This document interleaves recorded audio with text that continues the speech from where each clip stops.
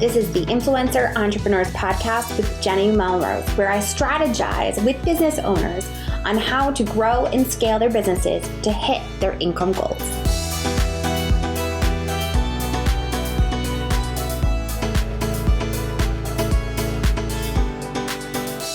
This is episode 146 of the Influencer Entrepreneurs Podcast with Jenny Melrose. Today, we're going to be talking about networking tips for introverts. Yes, I can give these tips because, believe it or not, I am an introvert. And it was actually quite interesting because I was recently home and my mom and I were in the car together, and I started talking a little bit about my business and what I've been up to and what I've been doing. And I talked about the fact with her how I was an introvert, and she kind of giggled and she said, there's no way. You do all these different things. You get up on stage. You're willing to talk to pretty much anyone once you get started.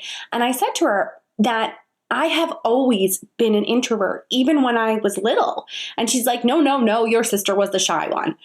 Well, I openly, finally, after almost 40 years, admitted to her that one of the hardest things I ever did as a kid was I used to play AAU basketball, and I used to go twice a week for practice, and then once over the weekend we always had a tournament somewhere. And I didn't play with anyone that was from my town. I played with girls from other towns.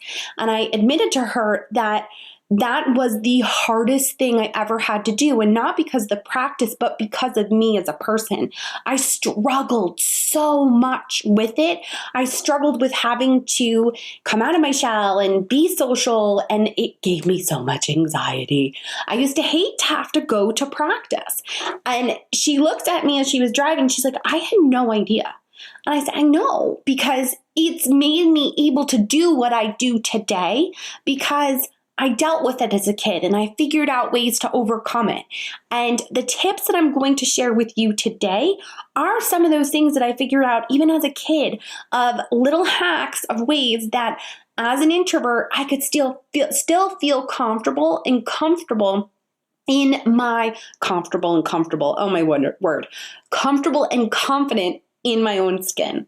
So we are going to really dive into that. Now, before I get down deep into these tactics, what I wanted to talk to you quickly about is that if you are not aware or haven't had a chance yet to download it, we now have a Jenny Melrose app that is for all iOS devices.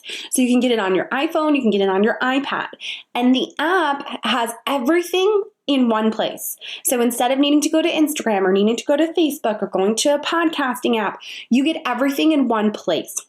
All of the podcast episodes are there. They are there in audio form and they are there in written form. I have learned actually this past week how many of you really are not ones that can take in information audio. So you're looking for the written form, which is what you can find actually in this app.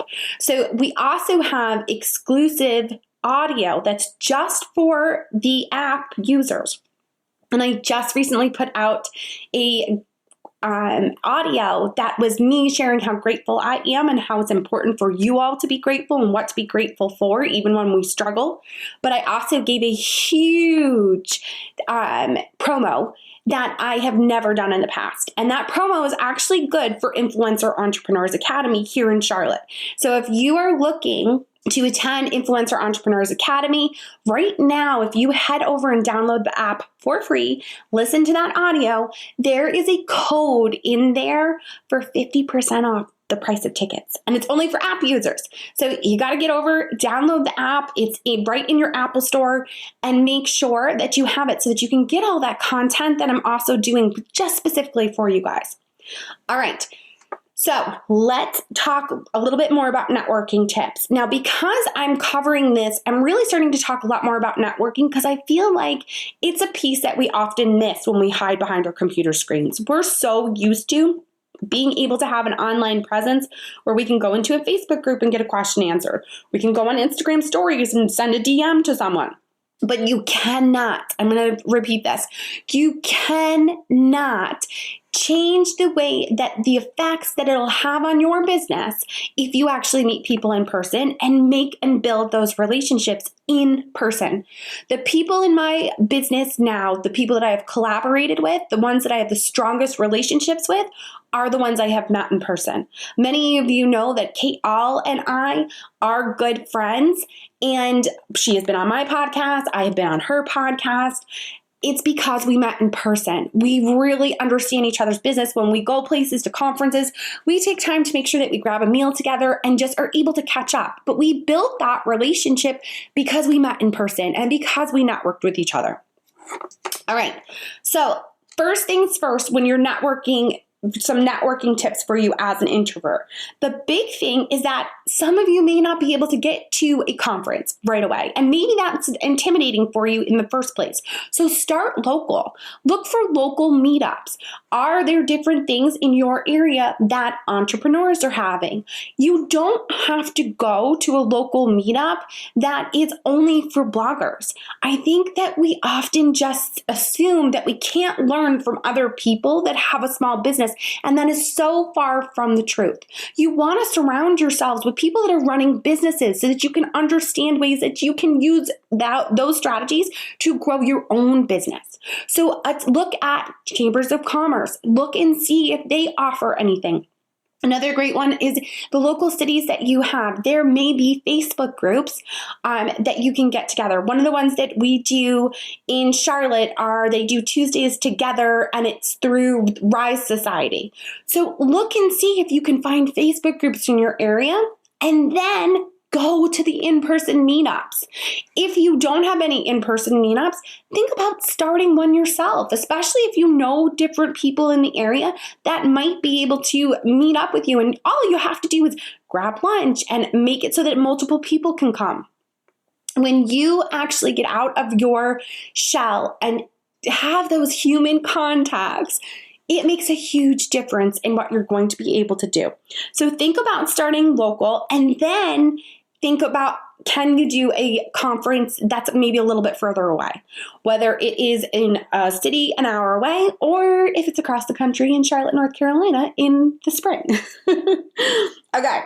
The next thing that you want to make sure that you do is when you go to a networking event, you want to bring business cards that actually have a picture of you on it. Now, I've talked about this in the past. I actually, a couple episodes talked about how to specifically network at like a blogging conference or a conference in general. And this was one of the things that I brought up, is that your business cards really should have a picture of you. It's a way for people to remember you. You're going to meet so many different people. It's going to become much easier if you actually have a picture of your headshot that maybe you're using on social media. That was always one of my favorite things I always said to people is that your profile? Tell me, I'll meet them in person and ask, what's your Facebook profile look like? And because that's what I remember. I remember those profile pictures from Instagram and Facebook, and I wanted people just to walk around with like a little button of themselves on their shirt so that I knew who it actually was from looking at Facebook and Instagram. So have those business cards that have your profile picture actually on them on the business card. Now, when you are networking with people, you want to ask for their business cards as well. And have a pen ready so that not right then and there when you're actually talking to them, but after you walk away from them, maybe during your lunch or after you're done before you go to your room or whatever it might be, depending upon where you are, you can write little notes on the cards about what you talked about, because that's how you're going to stand out. That's how you're going to be able to have those conversations that then build across time, and via email when you reach out to them again afterwards to follow up, you're going to have something to jog their memory about what you talked about. So just write down little notes as you're going through. Now you're probably wondering, well, what are those notes that you're writing down? What am I actually finding out? Like, their information's on their card. They tell me they're a vegan food blogger. So what? I'm not going to write down something else. No. What you want to be doing here is not only just sticking to business.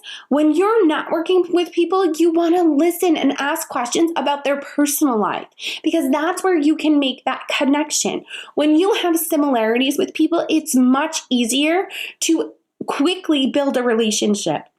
So maybe ask them, where are you originally from? That's one of the first questions. Anytime I meet someone from Charlotte, whether it's business or if it's even personal, like my kids' parents, friends, whatever it might be.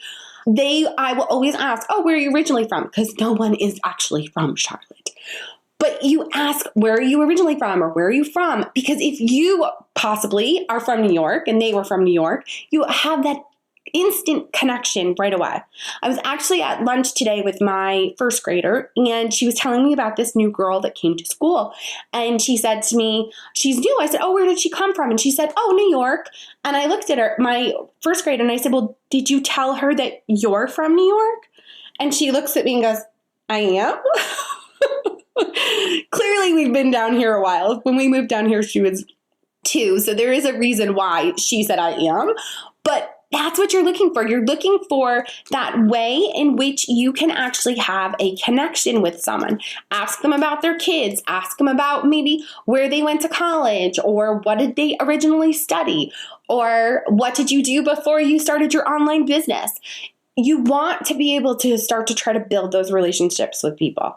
And it's often easier, especially as women, for us to talk about our kids. So start there, right? Ask them about their kids. Ask them how old they are they girl or boy? What are they into? Whatever it might be. I can remember there's a couple different people that when my daughter was doing gymnastics pretty seriously for team, and she was 12 hours in the gym, that there were people online that knew, because I talked about it in Instagram stories, and they led with that because they had a daughter that did gymnastics, and they understand the time that goes into it and how it can really be easy for kids to burn out.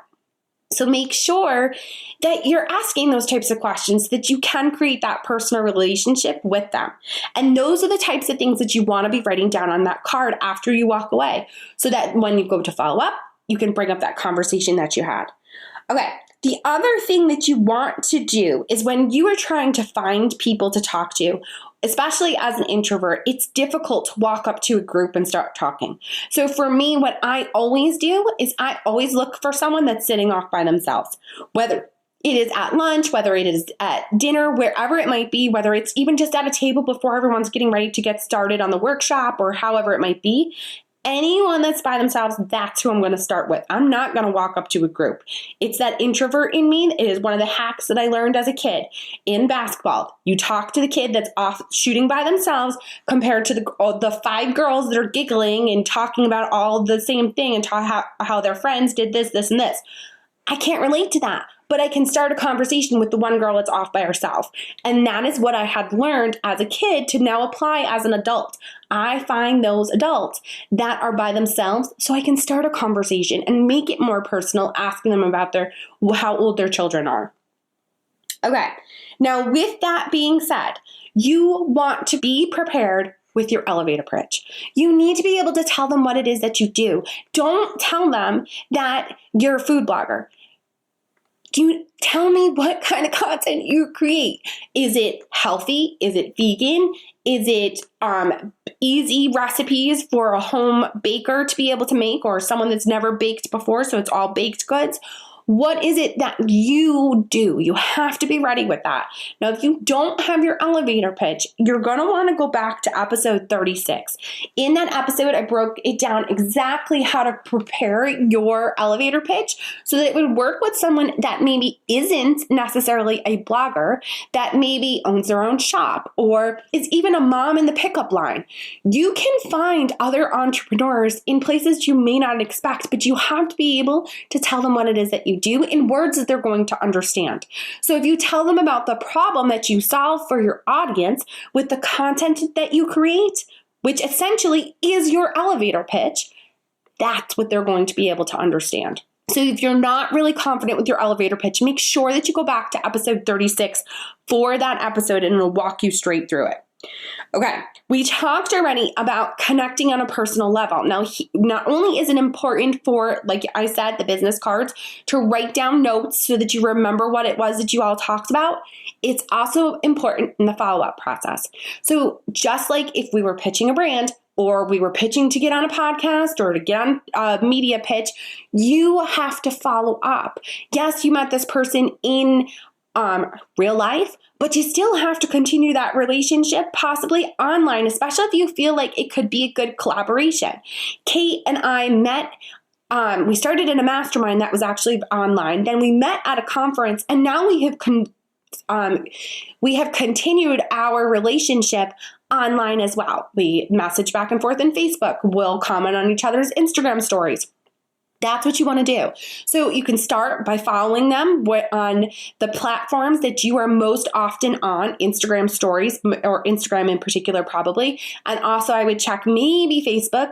Facebook, most of the time when I meet someone in person, I'm not going to friend request them right away. For me, it's just, I don't really use Facebook for a personal, and when I have to friend request, it's personal to me, not business. So for me, I'm going to Instagram to actually follow the person, and that's where I'm going to start to develop that relationship. Then if the relationship, like it did with Kate, blooms into more of a friendship, and I feel like, yeah, I can call that person a friend, I'm okay with them seeing pictures of my kids or things that I share that are more personal, then I will friend request them on Facebook down the road. But for most people, the best place to start is going to be Instagram, because you can build that relationship with someone without feeling like you're kind of trying to step over a line with making them a friend. Whereas most of the friends that I have on Facebook are people that I didn't know online first. They were people that I knew in real life, like high school, college, even friends from where we live now in Charlotte, all of that. Now, when you also go to do that, you also want to email them. Send them an email thanking them for the great conversation that you had or the tip that they gave you, and continue to grow that relationship with them. If you have an opportunity to possibly collaborate with them on a project that you're doing, or on a summit or anything else that could kind of help, that involves your business, that you think would work well to work with them, then bring that up. That's where you're going to have that conversation via email. But again, you're using to follow up just to jog their memory. You want to use the notes that you wrote down on that business card, because that's going to help you not only to create that personal relationship again, but it's going to help them remember who you are. I recently had someone, after speaking at Plaid Street Conference, she reached out to me, and we had a conversation, had kicked it off right away. We had similar backgrounds. We were both former teachers, and she was saying how she found it so helpful about being authentic and being able based on the presentation I had given. And then she followed up with me the following week via email and introduced herself by bringing up the fact that she's a former teacher and that this is her project that she was creating. And we were then able to develop that relationship further. I was more than willing to answer any questions that she had. We actually hopped on a discovery call together just so that I could she was wondering which way to take her business, and I answered a bunch of different questions for her quick. And then she joined my membership site because she understood that if she wanted to continue to grow her business, she'd be able to do that with the membership site so that she had continued education. So it's really important when you are looking to figure out the best networking tips and what applies best to you is think about your personality, think about where are you interacting with people, and then think about also like any instances where you have interacted with someone and you were shocked that they remembered you, or you were shocked that they brought up something personal because you did remember having that conversation, but you didn't remember it. They probably wrote it down, and they knew that they were going to continue to reach out to you and try to grow that relationship. So I hope that these networking tips are helpful and are things that you can actually apply right away at your next networking event that you attend, whether it is a local event or if it is a conference. And again, if you are looking for a conference where you want to be able to network with people in order to grow your business, then you are going to want to attend Influencer Entrepreneurs Academy here in Charlotte, March 31st through April 2nd of 2020. The conference is like no other because we are not going to just shove information down your throat.